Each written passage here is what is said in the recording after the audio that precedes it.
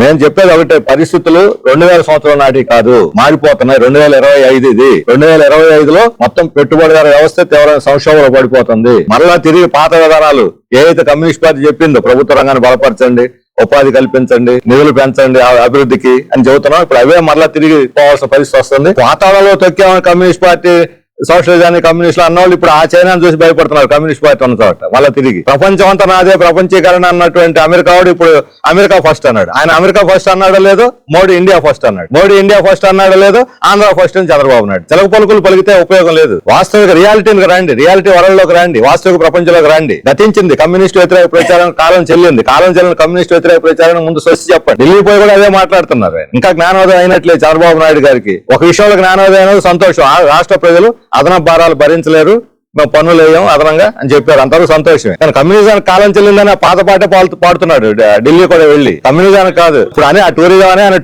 Tourist అయిపోయాడు. అప్పుడే అధికారం కోల్పోయాడు. 2004లోనే ఆయన అధికారం కోల్పోయాడు. మా పోరాటంతో అధికారం కోల్పోయాడు. అందుకని కమ్యూనిస్టులతో పెట్టుకుంటే, లేకపోతే ప్రజలతో పెట్టుకుంటే ఏమవుద్దో. ప్రజల పట్ల నమ్రతగా ఉండాలి అధికారం వచ్చిన తర్వాత.